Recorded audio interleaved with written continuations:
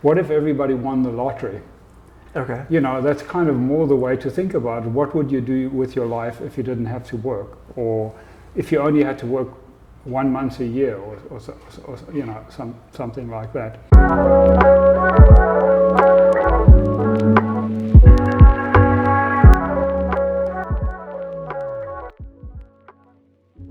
Okay, welcome to Reason Reverence. This is our latest podcast episode, and I'm your host, Connor O'Leary. And today I have a guest with me. I have Peter Voss, who is an entrepreneur in the field of AI. He's the founder of Aigo, which he describes as cognitive AI, which is very different from what I hear from what the folks at OpenAI are doing. And I wanted to bring Peter on to talk about his approach to AI and how it differs. And I also wanted to talk about what the social and moral implications of true artificial general intelligence would be, because I do think that it is likely coming sometime within the next decade, and I do think it's going to change everything. I think it's going to change everything, and I think it's a very important topic to talk about. So, Peter, welcome on. Yeah, well, thanks for having me. So before we dive into the technical details, I do want to give viewers a sense of who you are as a person, because I think you've had an interesting life, and I'd love to hear more about that. Yeah, and I hope my life will become even more interesting going forward. So I was actually born in East Germany, and fortunately my parents fled to West Berlin just before the wall was built. My life would have been very, very different if I was stuck in, communist side. When I was 12 years old, my stepfather was very adventurous, decided that we should move to South Africa for greater opportunities. And it was really a major change, because the culture in South Africa is much more like early America, where, land of opportunity, where you can kind of, a lot of growth. You could do pretty much anything you were capable of doing. Whereas Germany, things are very organized, pretty much at high school you already know what your career is going to be for the rest of your life. Right. So South Africa, very, very different. So I'm glad that we moved to South Africa, and I experienced that culture. So I still went to school there, and just due to circumstances with my family, there was some turmoil in my family. I actually had to leave school at 16 and start work. And I never went back to school, so I didn't finish high school, and did various jobs, working at the bank and hamburger place. And then fairly soon I went into something that really interested me, and that was electronics, electrical engineering and electronics.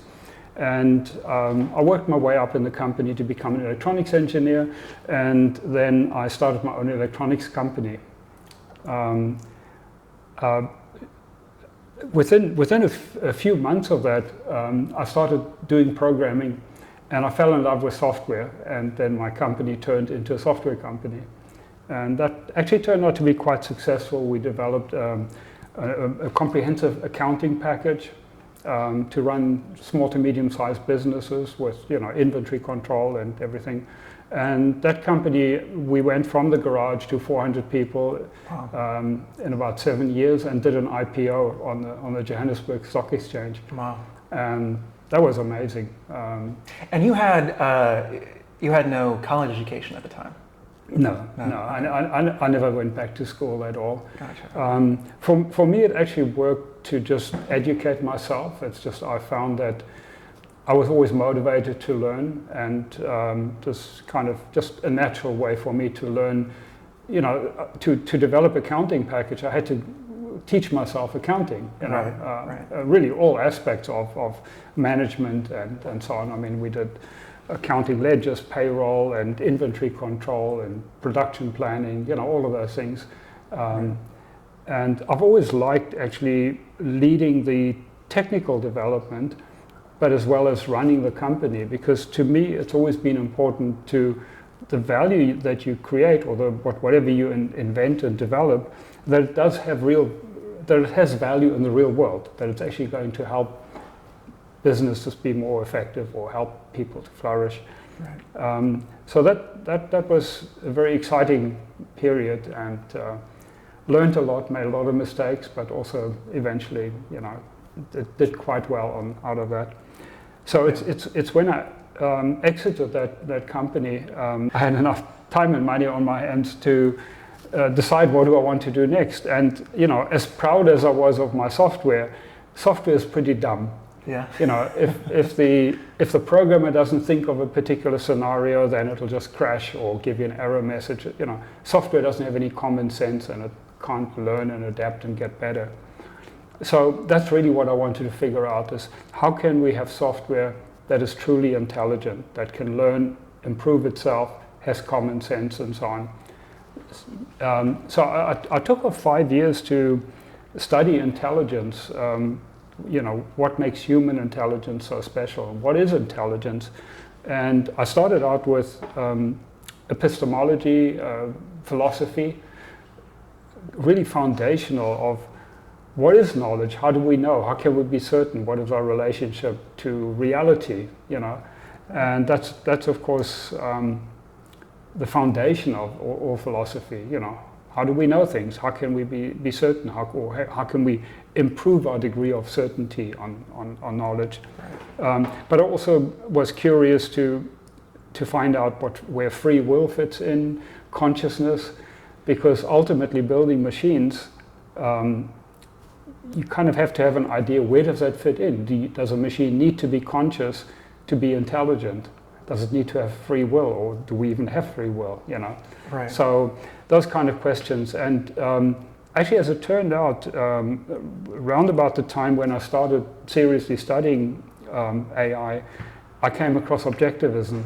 Okay. Philosophy of objectivism, and that actually had some really good answers to some of these questions, or at least helped me to come to the right answer. So a very solid foundation.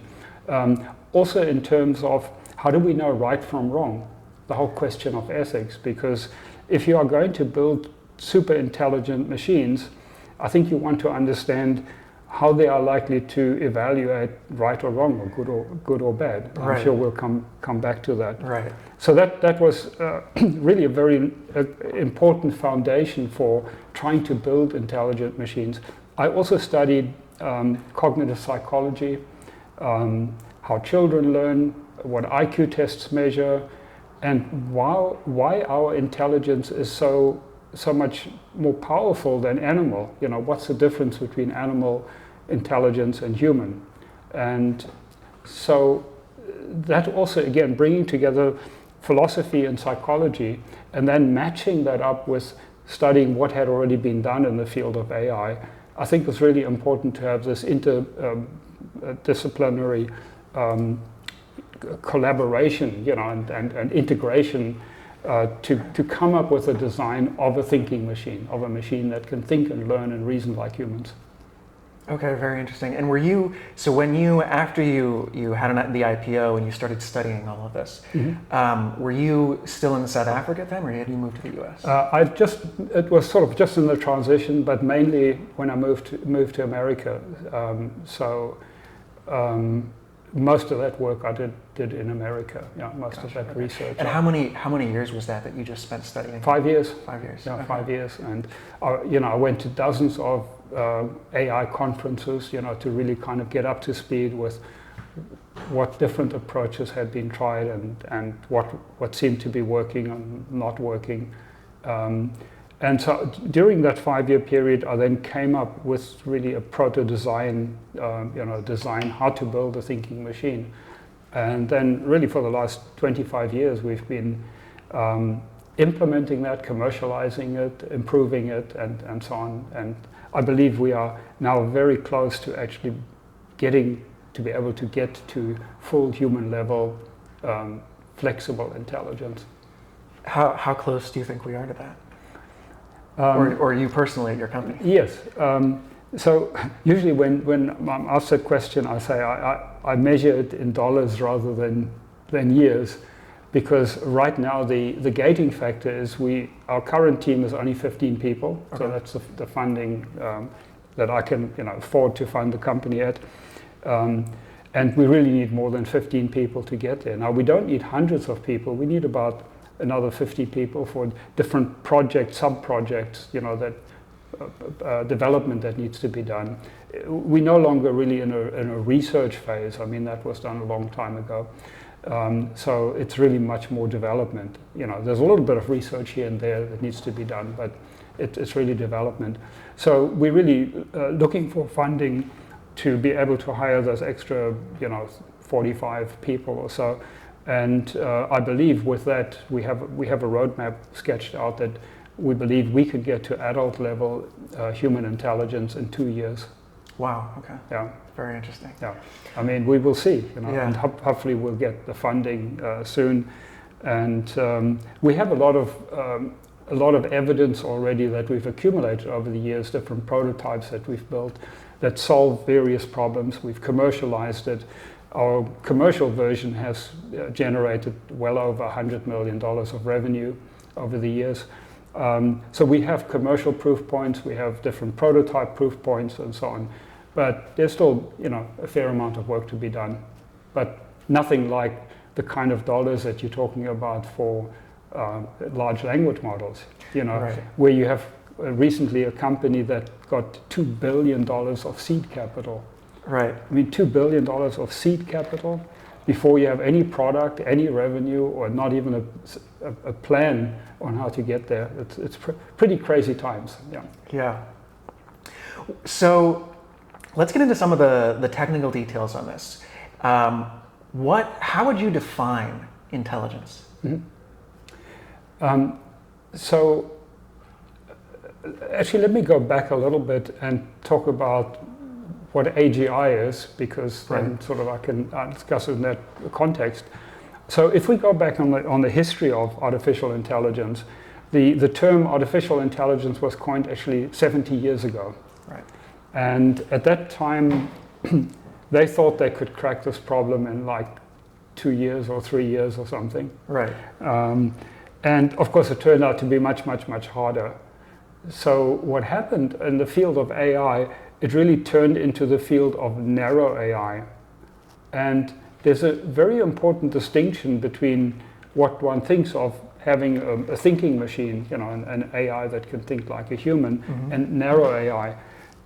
Narrow AI is basically where you take one particular problem or group of problems that are hard that only humans can do, that require human intelligence.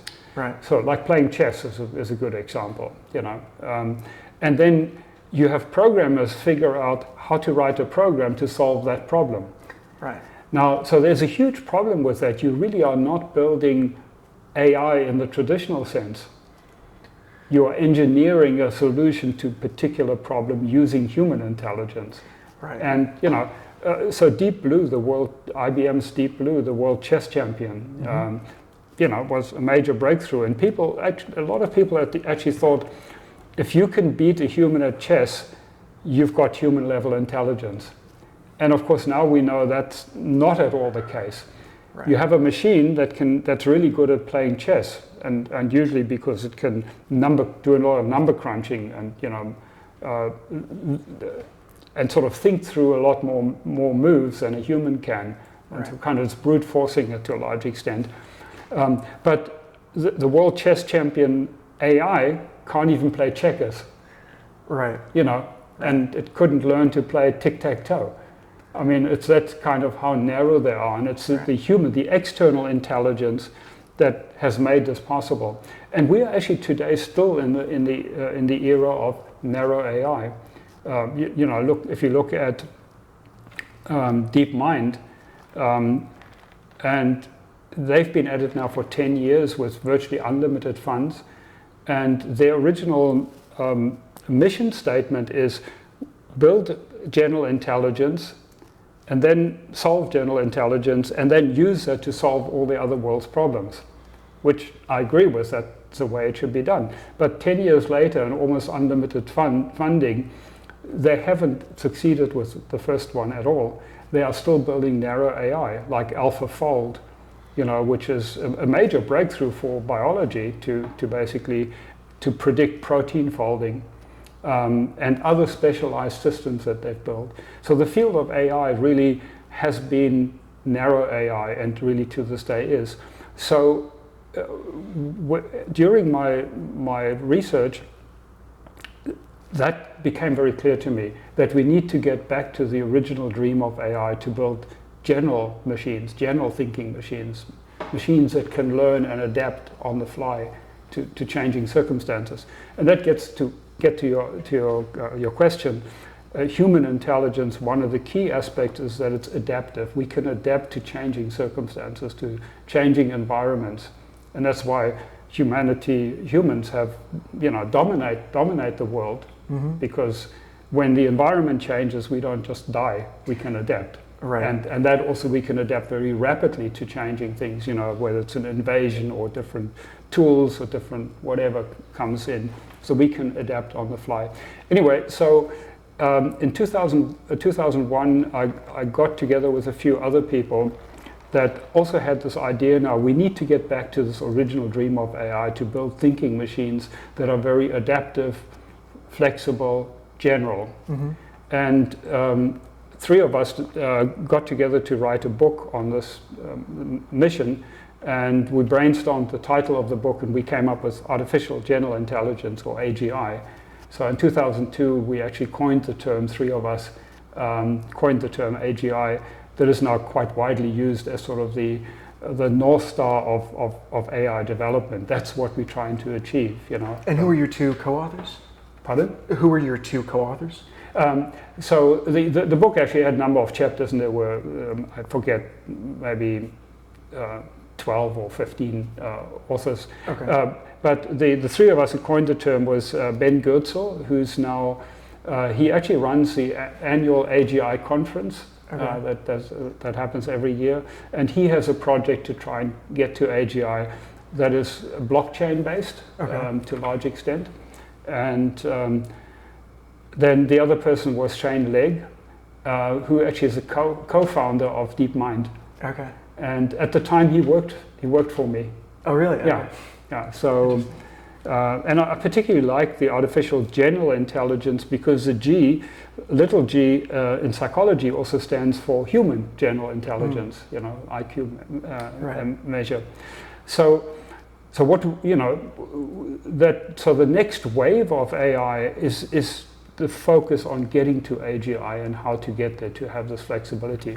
So the definition of I don't remember I have a sort of fairly concise one, but this description of intelligence, and specifically human intelligence, because that's what we're interested in. Because if you ask what is the definition for intelligence, then you immediately run into the problem, well, are you talking about ant intelligence, or bee right, intelligence, or human intelligence, or whatever? And the definition kind of will change, obviously.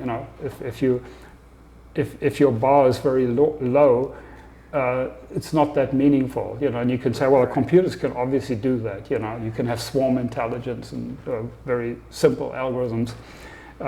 So to me, the question is, what is human intelligence, or what is special about human intelligence?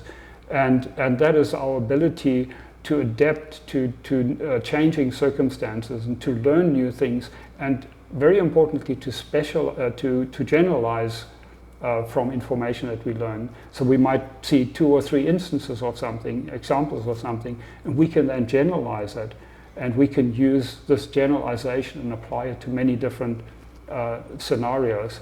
And the important thing is, you need to be able to do that in real time.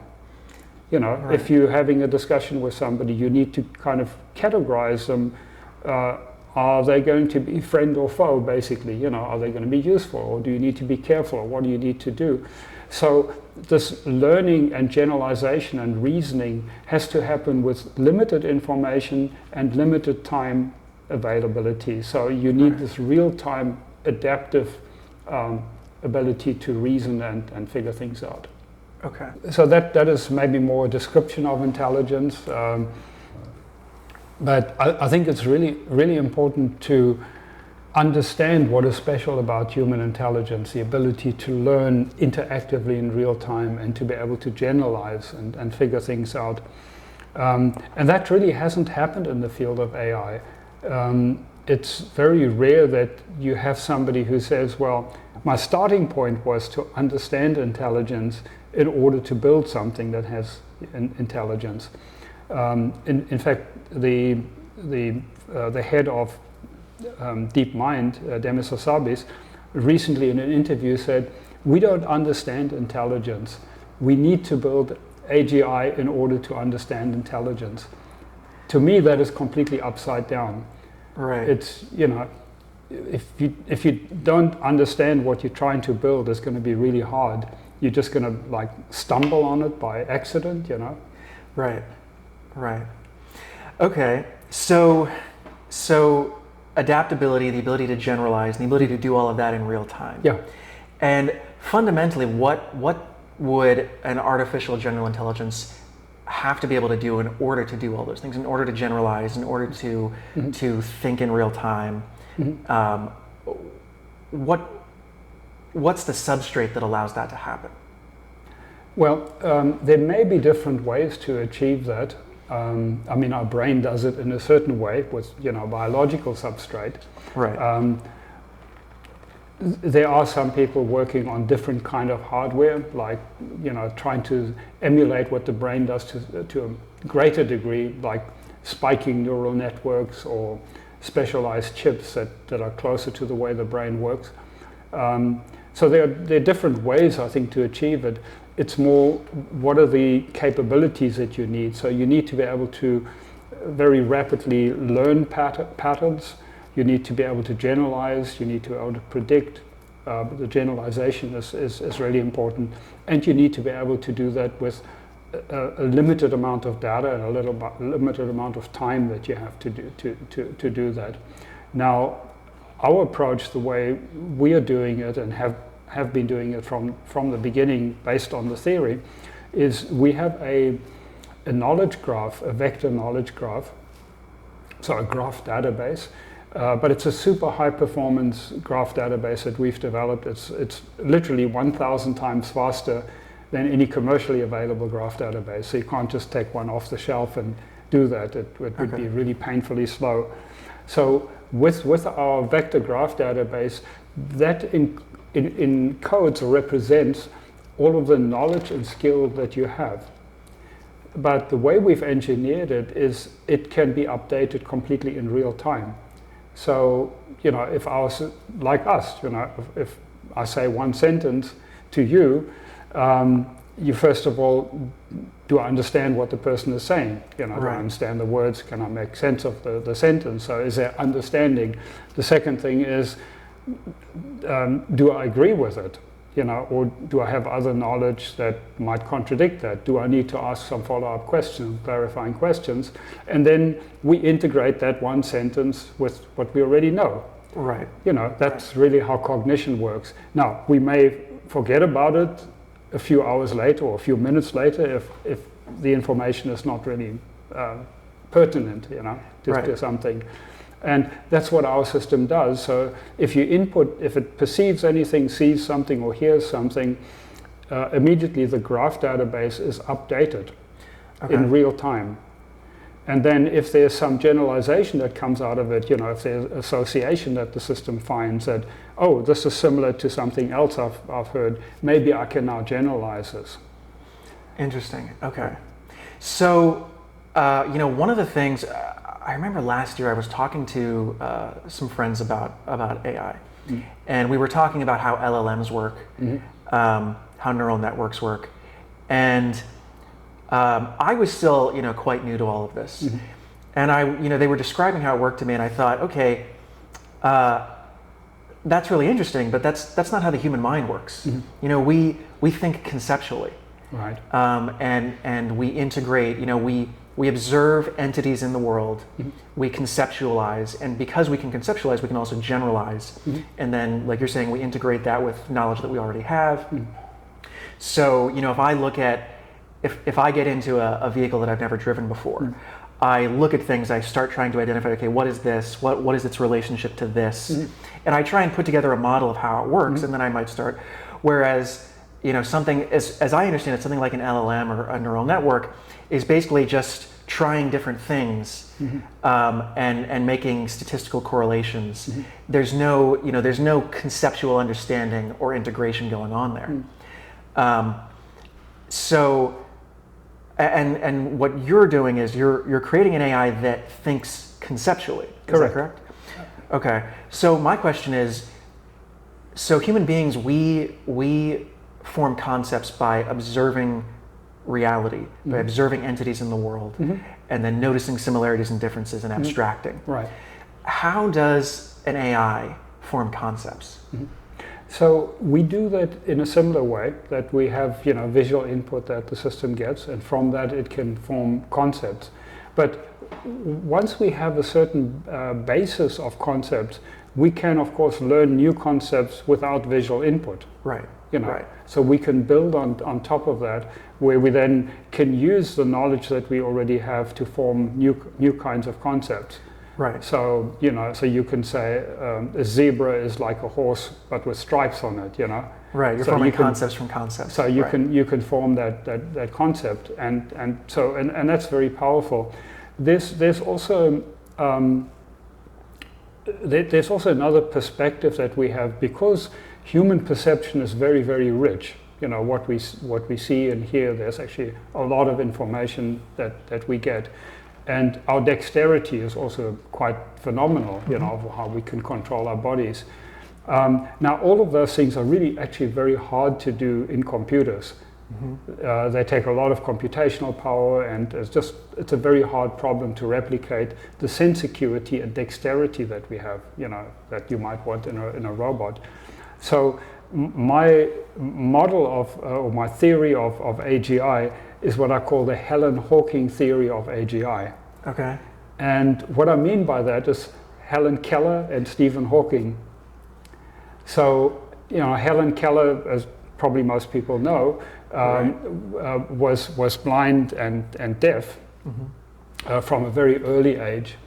And she basically, fantastic autobiography that she has. I always get shivers down my spine when I talk about it, because she talks about when she started to think conceptually, which was actually a particular instance in her life.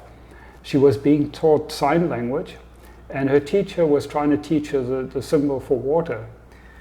And there was a particular instance in her life when she suddenly made the mental connection that the symbol of water refers to all waters, not just the water she was feeling, but any water. Oh, that generalization. And she says in her autobiography that that's the instance she turned from an animal existence to a human existence. I get shivers. That's incredible. It's just I didn't know that. It's such an amazing story. So, but the point is that even with just sign language and being blind and deaf, you can have enormous intelligence. She went on to, write a number of books, and obviously very intelligent. Right. And then of course you have Stephen Hawking, who had just about zero dexterity and also very smart. So if we can build an AGI that has very limited sense acuity, it has to have some, sense input, but it doesn't have to be super rich, and very limited dexterity, you can still have an entity that is very intelligent. And once you have that, then of course the entity itself can help you develop, more capabilities, figure out the robotics and all that, Right. That's really interesting. That's really fascinating. So how would you say, your approach differs from, let's say, neural networks or, LLMs? Yeah. It's like chalk and cheese. Okay. So it is really very, very different. There's actually a categorization that I like to use for that DARPA, the defense organization, came up with a few years ago. They talk about the 3 waves of AI. Right. And what they mean by that is the first wave is basically what is now called good old-fashioned AI. So that IBM's Deep Blue chess playing champion would fit that. They're largely logic-based systems, so we write logic rules and do various logic calculations.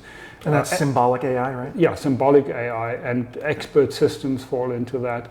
And it was never really super successful, and that's why we had the AI winter where funding dried up because people were just disappointed with what they could do with symbolic AI. It was fairly limited. So that's the first wave of AI. And then the second wave of AI that hit us like a tsunami about 12 years ago. And that's based on neural networks. Now, neural networks were also part of the first wave, but people had pretty much decided that they don't really work. Right. So that was sort of the general consensus. Well, neural network, we know, we've tried for 30 years and they haven't worked. Until somebody could figure out how to actually get them to do useful things. And this is what the second wave is, which is when people started having massive amounts of data and massive amounts of computational power, building neural networks in a certain way ended up being very, very powerful. And that started about 12, 13 years ago. And initially it was massively improving image recognition, right. Much better speech recognition, translations, and things like that, which was really much, much better than what had been achieved before. And what people found is the more training data they gave it, the better it became. Right. So money started pouring into it, and that's basically the wave we are surfing right now still. That right. It has become better and better as they scaled it up. What we're finding now, what is becoming clearer, especially in the last 6 months or so, is that it's now very much diminishing returns. So if you spend 10 times as much on training the model, or the model is 10 times bigger or more expensive, you're not getting 10 times the improvement at all. In fact, it's sort of really flattening out. Now, there's still quite a lot of tweaking and optimization and combining different components that improves the overall performance, but the big gains seem to be behind us, on that approach. But it has been phenomenally successful, this big data brute force approach. Now, this is the second wave, according to DARPA. The third wave is cognitive AI, where really the focus is on a system that can adapt in real time to changing circumstances, which is what we've been talking about, AGI. Right. And there are just very, very few people working on the third wave because everybody got sucked into the second wave. There's money to be made, and right. It's kind of the only game in town. It's really a monoculture. It's had so much momentum, and there's been so many successes that it's basically attracted all the money, all the talent, has gone into that. Right. So could you explain in layman's terms, first, second, and third wave? Like, what's the difference between, let's say, symbolic AI, and then, of course, neural networks, and then cognitive AI? Right. So the first one, symbolic AI, is basically, if you want to put it down to simplest forms, and oversimplification is basically you have a whole number of, you have in many cases millions of rules. If this, then that. It's like a bit of an intelligence spreadsheet or programming language or something like that. Right. And it's levels of sophistication around that, maybe doing some statistical regression that you might do or so. So it's basically mathematics and logic and a certain amount of kind of traditional programming. That would sort of encapsulate the first wave. The second wave is that certainly the way it's being done now, where all the focus is with large language models, you have massive amounts of data. And for large language models, they are now, I think the latest models use 30 trillion pieces of information. Now, we can't even begin to think what that is. It's basically pretty much everything that was ever published on the internet, every right. book that was published, just anything with text that you can lay your hands on in the world ever that was produced, that somehow can be captured. is now used as training input, as input to these large language models. So it's a mind-boggling amount of data, 30 trillion. And then they number crunch this data millions of times to find correlations, to find basically correlations between, if I know these 3 words, what is the next word most likely to be? Right. So now, when you have a very simple system, that seems, okay, so if it's seen the text before, like a nursery rhyme or alphabet ABC, what's the next? Well, D, it seems very trivial. But when you're talking about all the world's information and training this with multiple hierarchical layers, you basically get the context. So when you're saying C, D, E, well, it might be a musical scale that you use. So if your context is music, then your next answer might be C again. Right. It really is amazing what you can achieve with this massive amount of data, that you can end up having like perfectly deep conversations about technical projects. Now, it may be lying to you, it may be hallucinating, but the coherence of it is just phenomenal. And that is achieved basically by learning all of these statistical correlations but that are trained in a contextual way, It's not just, here's this piece of data and well, I recognize and I know what the next word is, because there'll be many things that have the same word strung together. So you need basically the context of, well, if previously they said that and previously they said that, then I'm going to have a different interpretation. But they are also statistical. And this is an inherent problem with these large language models. They always have a randomizing element in there. So to illustrate kind of very clearly where hallucinations come from and why they cannot be eliminated, is imagine you ask it a yes/no question, a binary question where the answer is yes or no, and it has whatever previously you've given it background, and it comes to the point where the correct answer is yes, but statistically it flips it to no. It is now committed to making up some story to support the no. Interesting. Because the no becomes part of its context. So it's now said no. So now let me confabulate, let me make up some story that is coherent with a no answer. Interesting. I mean, that's just one particular example where I think one can see. So it's like you're committing yourself to lie, and now you've got to run with it, Right. Yeah. That's kind of how it works. So that's an inherent limitation. And probably the biggest thing of large language models, the biggest limitation, is they cannot learn in real time.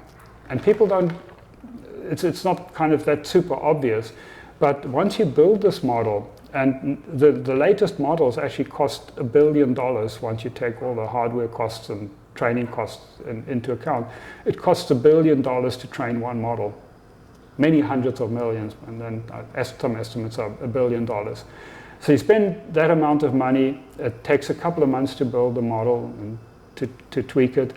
You use it for 6 or 8 months and you throw it away because the model cannot be adjusted. It's read-only. Once you build it, whatever knowledge you've got in, good, bad, and ugly, is baked in. It cannot change. You cannot correct it. So if it has some wrong knowledge in it or outdated knowledge in it, the model itself cannot be updated. Now you can have certain external systems, and that's initially when Trump became president, a lot of large language models, if you ask them who's president, wouldn't know about Trump and give you the wrong answer. But of course nowadays these large language models, before they answer, they actually do kind of look up on the internet, or they have some external database or whatever, and they kind of now have been adjusted. But the core model would still have the old information in it. That's it. It cannot be changed. And I actually have a co-author on a white paper where we actually did a review of attempts to overcome this limitation, of trying to get large language models to incrementally learn, to be able to update their knowledge.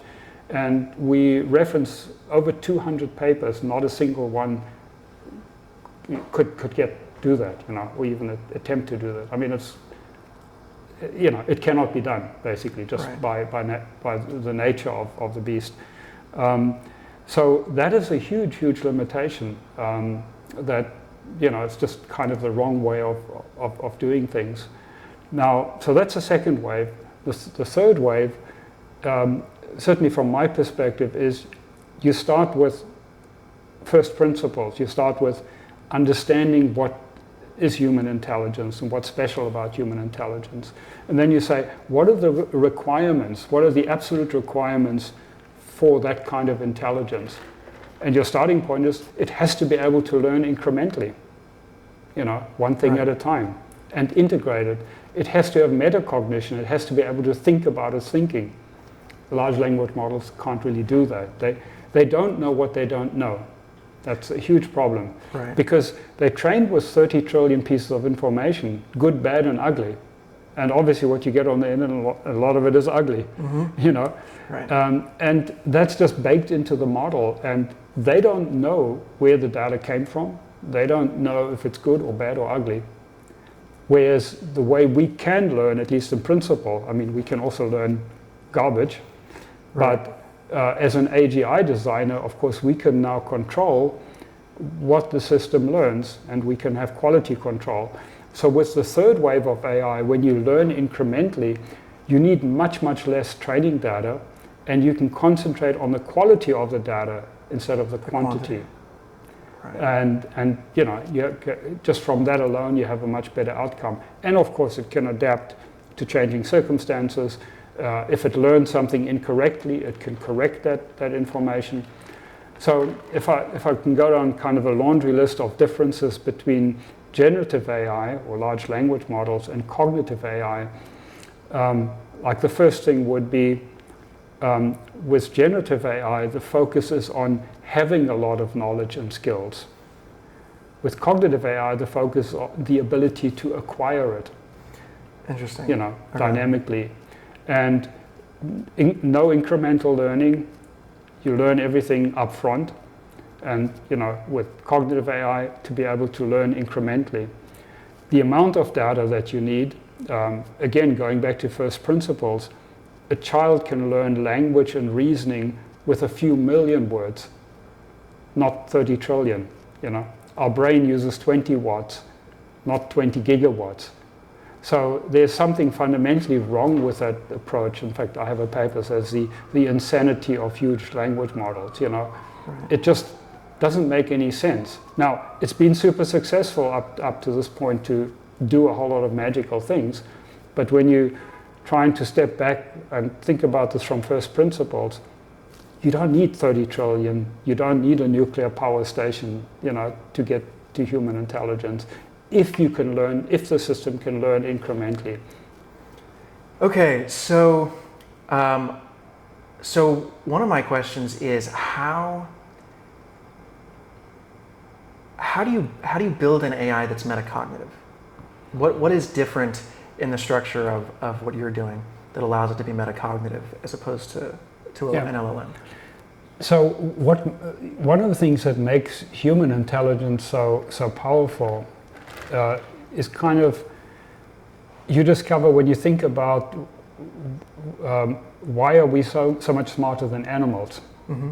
And the reason for that is, a couple of reasons, but the main reason is that we are able to form abstract concepts. Right. So we can form abstractions on top of abstractions, to get to very high abstractions, things like honesty or government or marriage or whatever. And animals can't do that. Right. So that's kind of the first thing is you need an architecture that allows you to form these concepts and abstractions in a hierarchical way and really unlimited. The second thing is language. And this, again, coming back to Helen Keller, I think highlights it, is the ability to use symbols, words, to stand for concepts. Right. Now, a concept can be incredibly rich, especially if it's an abstract concept, but even a concrete concept, something simple like dog or car or whatever, we actually know quite a lot about it, Right. What are the risks? How do you feed it, or how do you operate it, or whatever? So by just having that one symbol, dog or car or whatever it might be, we have access to this whole wealth of information without seeing it. Right. And now by having syntax and being able to string it together and being able to say, John gave Jane a present or flowers or whatever, very simple. Right. Animals can't do that at all. They can't deal with syntax. That there's basically an agent who acted, and then there's technically called a patient, who got the flowers and what was the transaction, what did it involve. Just a few words can activate the underlying concepts, and we can make sense of it. So it's basically abstract concept formation, the ability to use language, but language attached to the concepts. Whereas large language models basically essentially have just the language part, right, without really the right kind of concepts. Now, I don't want to say they don't have any concepts at all, because the statistical nature of the beast gives you sort of pseudo concepts that are not grounded in reality. They're not achieved by interacting with the world. They just kind of pop out of the statistics. Okay. So if some, I don't want to categorically say they don't have any concepts or representation of concepts. They do sort of have pseudo concepts, and we could, if you want to, we can go back to that. I would love to get into that, but I feel like we'll run over time, so we can continue. Yeah. So again, what do you need to get to AGI or cognitive AI? So the ability to abstract, language ability to have that correlation between language and your concepts, and then you need metacognition. You need the ability to monitor your mental state. So that would be the simplest metacognitive things are things like certainty, surprise, boredom. You could call them emotions, but probably in an AI you just call them metacognitive signals. Okay. And then the system also needs to have access to its mental processes. I mean, that's, again, very important in humans.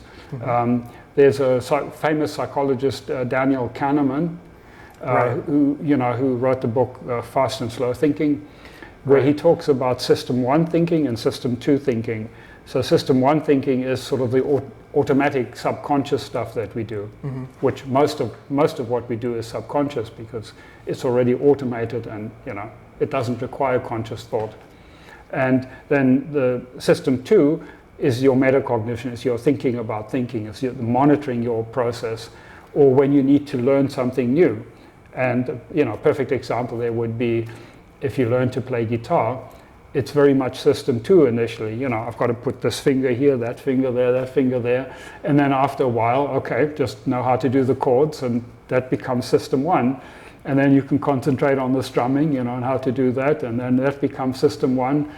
And then you can, concentrate on the intonation and stuff like that, and finally you can concentrate on the audience, Right. So that is basically the interplay between system one and system two, where system two is needed to learn new things, that kind of where you have a procedure to learn.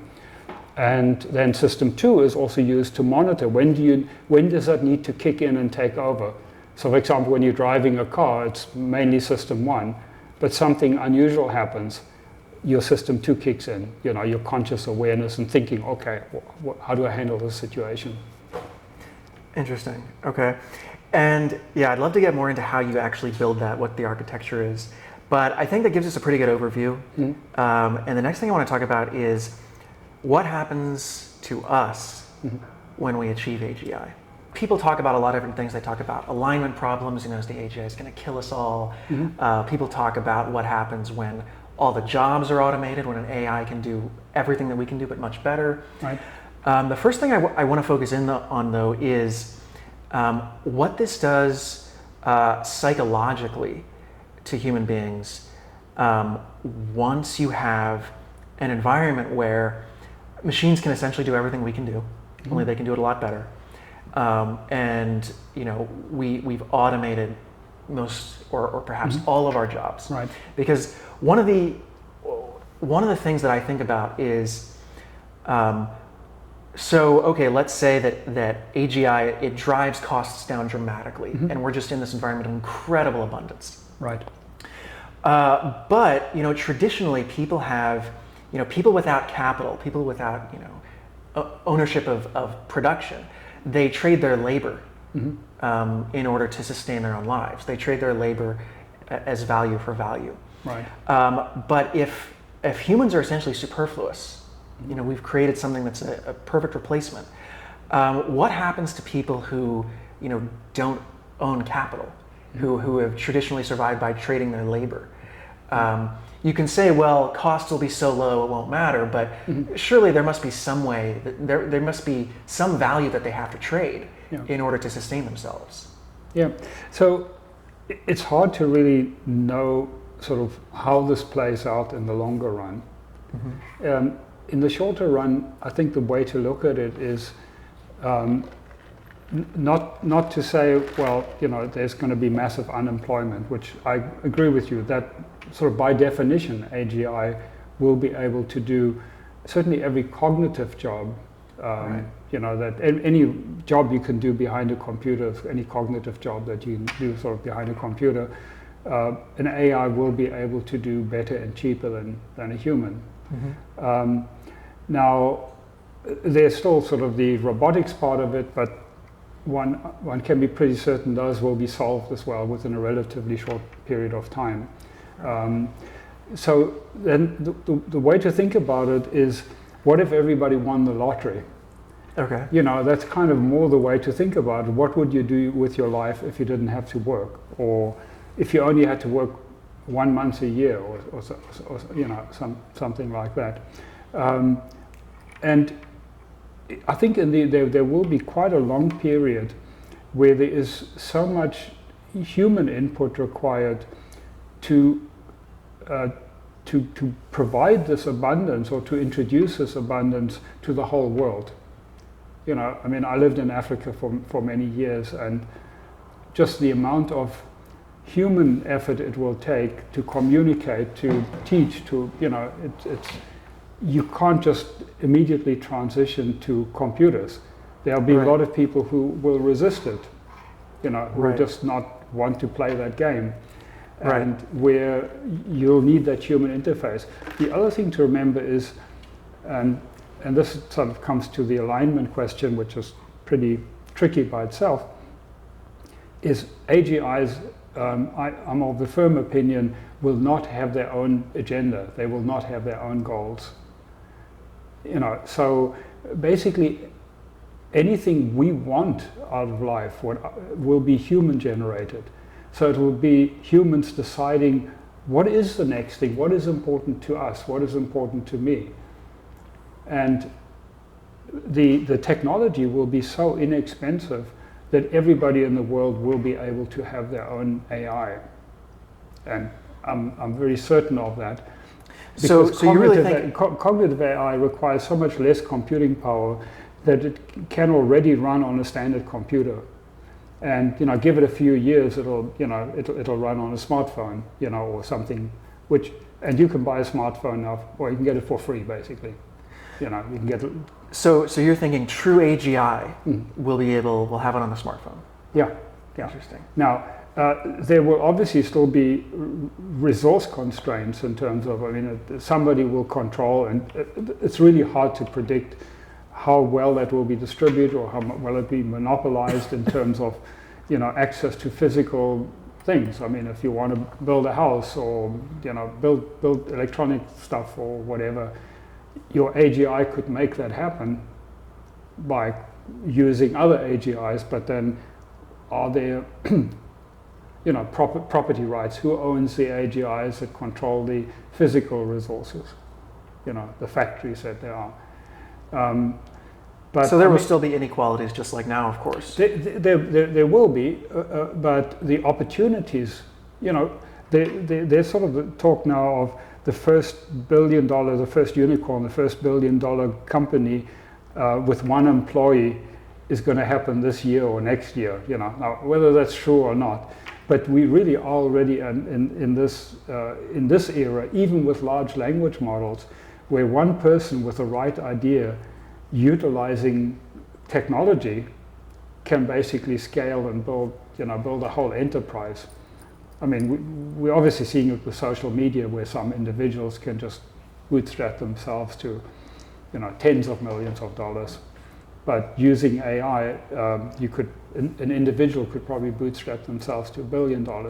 So it's still going to be the motivation and ingenuity of the individual using AGI, to achieve things, and it'll be, largely of the motivation of the person, and of how ambitious they are.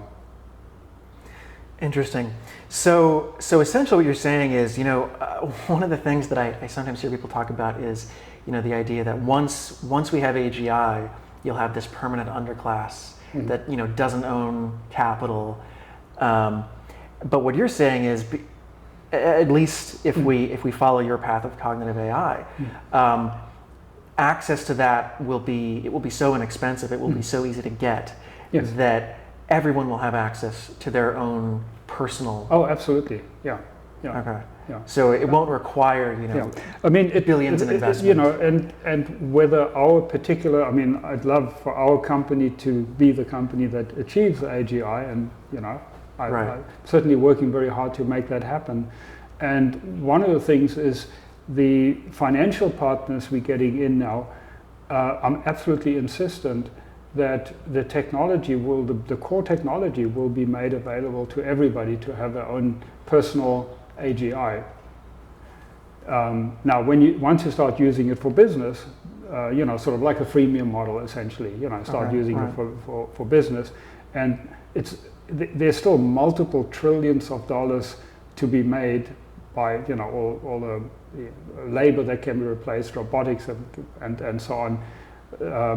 But I think each individual in the world should be in a position to have their own personal assistant. And I always love to talk about that because I call it a personal assistant. And the reason I do that is there are two different meanings of personal that are important in our model. Is the first personal is that you own it. It serves your agenda. You control it, not some mega corporation. You are no longer the product. And that's very different to what everybody's doing now. But I believe that's really important for individuals to have it. It'll run on your local hardware, so it's not, from a privacy point of view, you don't have to share anything with anyone. You control it. It's yours. It's like an extension of your brain, really, in a way. Interesting. Okay. So that personal. The first personal is you own it. It serves your agenda.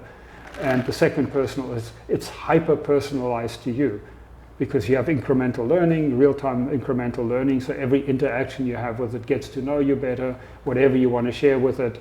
And then it basically becomes your trusted advisor, potentially your psychologist, or you're like an angel on your shoulder to keep you out of trouble, because it'll be much better at thinking things through, at gathering information, and to kind of really help us flourish, to help make better decisions. And then using your personal AI, if you have the motivation, you can brainstorm with, well, what do I want to do that, teach kids, or, help somebody in Africa, or start something completely new, help other people who are struggling with the technology, any number of things that you could come up with. And so that's really important, I think, for us to have that dynamic where everybody has access to it. I also believe, well, at the moment we have quite a lot of secret sauce in how exactly to get cognitive AI to work, which is obviously our competitive advantage and proprietary. But eventually, it'll become open source. Once you have an AGI that works, it's not that hard to kind of reverse engineer and figure out, well, wow, how did they do that, And, then smart people can kind of figure it out. It'll become open source. Interesting. Well, you talk about human flourishing. And one of the concerns that I have with achieving AGI is the impact that it has on our ability to live meaningful lives. Because you can say, okay, well, because it has all this intelligence, it'll be this incredible advisor. It'll help us figure out problems that we on our own wouldn't be able to solve. But one of I think one of the downsides of abundance is many people are not, they're not highly agentic, and they have trouble, I think, figuring out a central purpose in their lives and then pursuing that. And so I think what happens with a lot of people is they have a central purpose sort of imposed on them by circumstance. They have challenges imposed on them, and then they have to meet those. And I think if people live in an environment that's highly abundant and they're insulated from challenges, they have a tendency to self-destruct. They have a tendency to fall into either hedonism or some sort of apathy or even destructive nihilism. Because setting your own course, figuring out your own central purpose, that's hard work. It's difficult, and I think to some extent a lot of people are already experiencing that just in the abundant environment we already live in. A lot of people, I think some of the nihilism and the hedonism that you see nowadays is because, in a sense, things are too easy and people are not equipped to deal with that. And so one of my concerns is, there's the movie Wall-E, where everything's too easy. Of course, they didn't have Ozempic, right. But the idea that we start to degenerate because we don't have enough challenge. Right. And do you think that's a concern, that people are going to outsource so much of their cognitive faculties to AI and our environment's going to be so rich and abundant that we don't develop our own character as a result because it's just too easy? Do you think that there's a danger of kind of a collapse into apathy or nihilism because of that? I think that there is a danger, and as you say, that's already happening, you basically see civilizations collapse because, life is too easy, basically. And but then there's also the dynamic of, doesn't everybody want to win the lottery? So, and but a lot of lottery winners self-destruct. Right, and that's a good argument. But if you look at it, why do they self-destruct? I mean, a good part of it is that everybody tries to get something from them, so they basically withdraw from family and things, Whereas everybody wins the lottery, that problem gets eliminated because then it becomes the norm, then you don't have to worry about other people wanting your money. But you're right that when be careful what you wish for, but do people really want to be defined that the purpose, the meaning, the value of their life is defined by a job they're doing that they hate or they don't really like? I mean, that's not optimal either, and that's kind of the standard right now. That why do most people want to win the lottery is because they're not fulfilled with the job they're doing, and yet in many ways it defines who they are. Right. Right. So there are all of these trade-offs, and really the best, I mean, we have that problem already, and as we create more wealth, even without AGI, in a way that becomes worse. So the best answer I have for that is, as we each have our own personal assistant, our angel on our shoulder, our personal psychologist and personal philosopher that we have, that it will help people, because the system will be designed inherently, certainly if I have any say in it, and hopefully whoever produces AGI, that it will be designed to promote human flourishing. So that will be its its purpose, basically. And so, if people do have free will or something approximating free will, and we can have that discussion. Yeah, that's another 3 hours. Yeah. So clearly, never mind how smart the AGI is, there'll be people who will ignore it and, not take its advice and start doing drugs or playing video games day and night, and the Wall-E kind of thing that basically they turn into vegetables or, self-destruct in some way. And well, the AGI would have a better chance, presumably, to rehabilitate them from that, when they kind of wake up from their stupor or something, say, well, you're killing yourself, or, don't you, don't you want to live a good life, Get a life, get some friends, get out there, So I don't have all the answers in that, but I think we're just having more intelligence and having that personal advisor, I think will minimize the chances of people wasting their lives. Interesting. Well, I certainly think that for the group of people who are highly agentic already, I think AI will be just incredible. Right. So I think at least for a certain section of people, we hope it would make more people more agentic. Yeah. Right. Yeah. Right. And I think that I think that sounds plausible to me. That does sound plausible to me. I guess it depends on whether you think self-destructive behavior is a knowledge problem or not, which I think is another discussion. Yeah. I'm thinking about again, we'll make great strides in psychology as well, in learning what is the most persuasive thing. How do you get people out of the dumps? But the reality of it is we are going to have AI continue to grow. Now, how long it will take exactly to get to AGI is a bit of an open question. I think as more and more people are realizing that large language models are not the path to AGI, and I always love to quote Jan LeCun, who's the chief scientist at Meta at Facebook, and he says, I quote, "Large language models are an off-ramp to AGI, a distraction, a dead end." So he puts it very forcefully, and I agree with him. And as more and more people come to that conclusion, they're looking for, well, what is the alternative?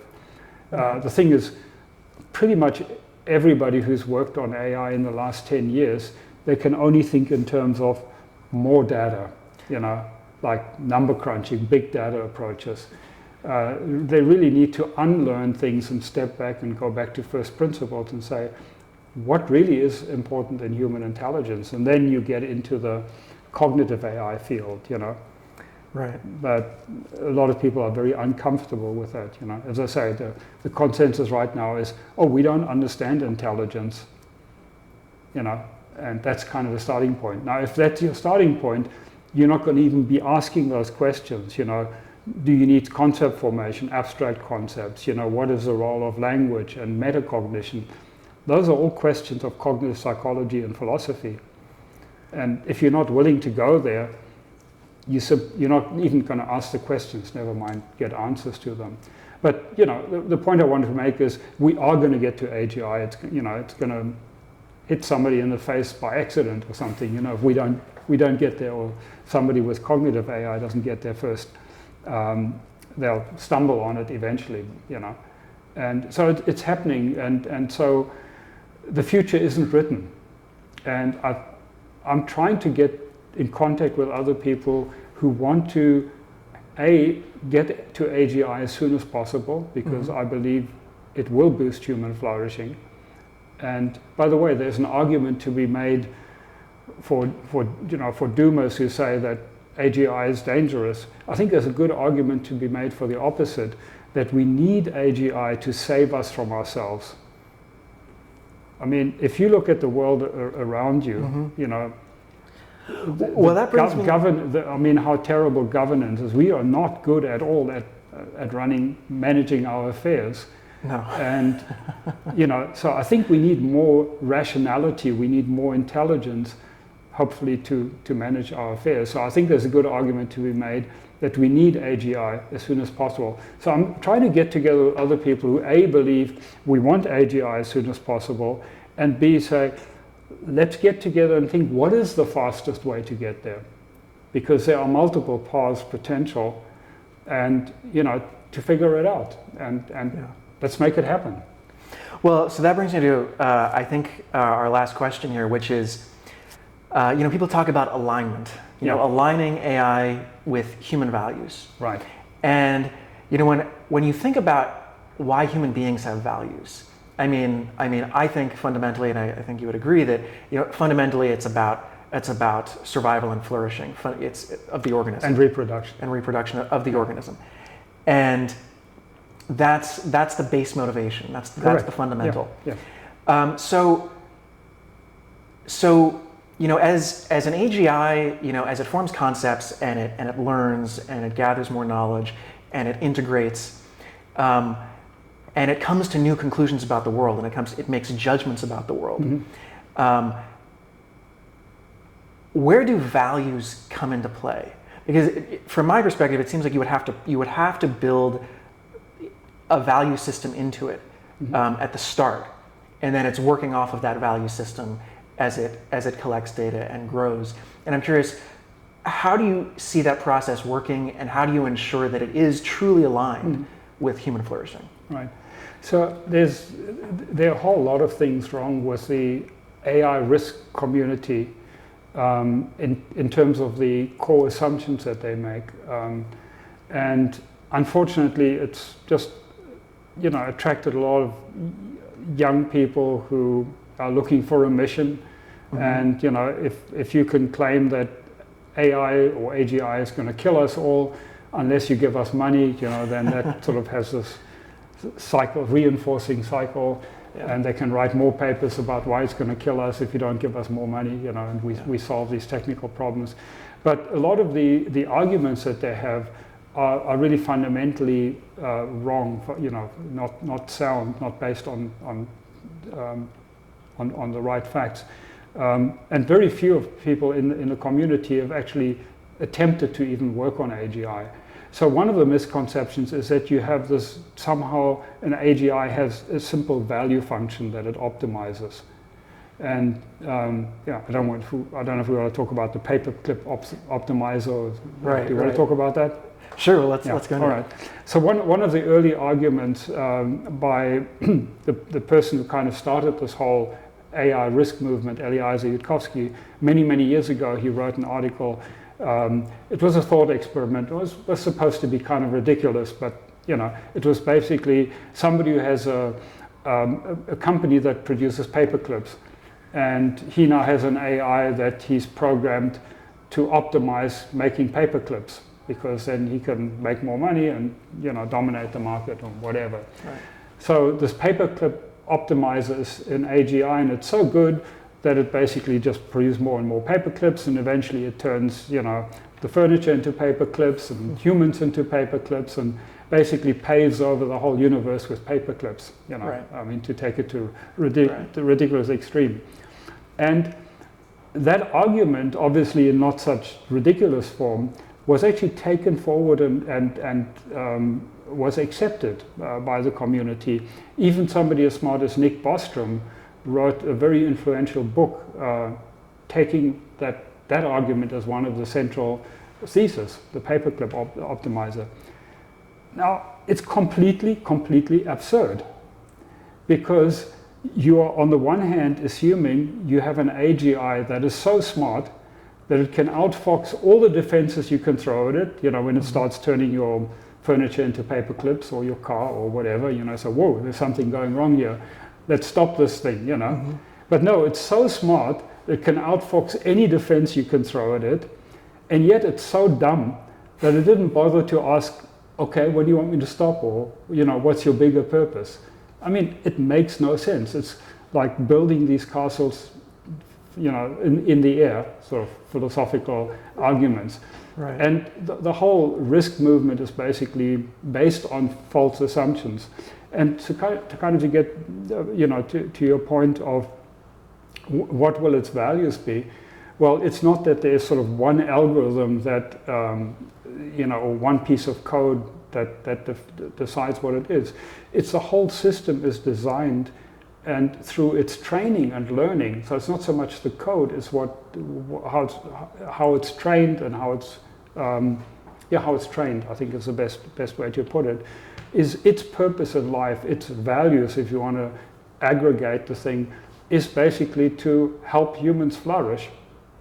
And initially that is to, deal with your insurance company or your bank or something, and do other things that you'd rather not do yourself, but also to give you advice, to find out things for you, to do research for you, to do whatever. Its purpose in life is to serve humans flourish. And the whole system is designed for that. It's not just one function that can be corrupted. So the alignment is all over. It's not that, if I write the wrong piece of code, then it'll misunderstand and it'll be misaligned. If you, and again, it's a misconception, I think, in the AI, in the risk community, is they think of AGI as an optimizing process, a blind optimizing process. So you give it a task, and come hell or high water, it'll optimize the hell out of it.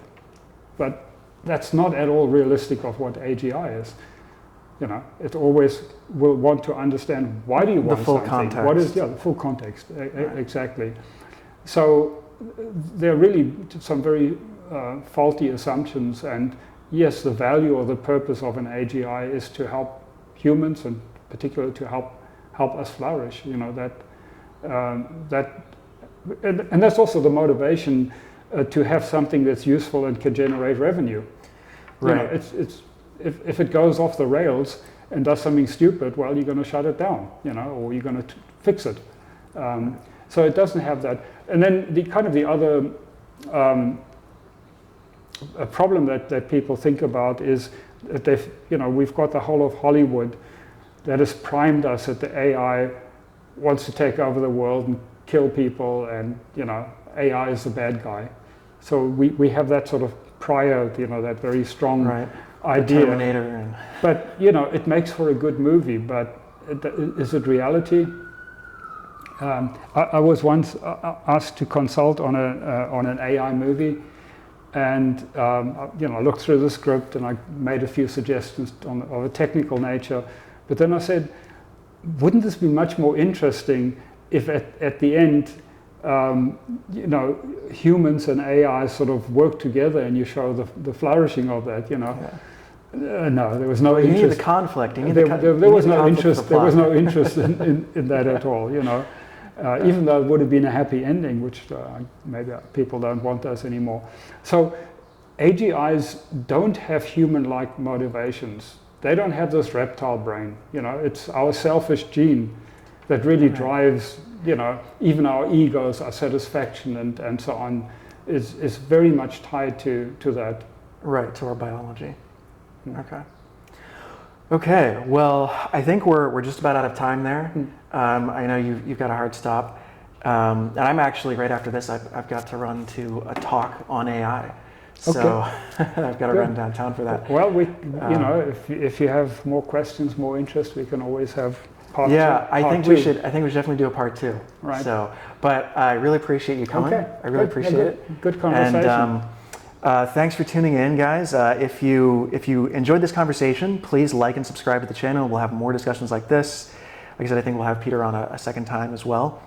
And please go ahead and check out Peter's website. Yep. It's aigo.ai. Yeah, if you're interested. So thanks again. Yeah, and it's easy to find me.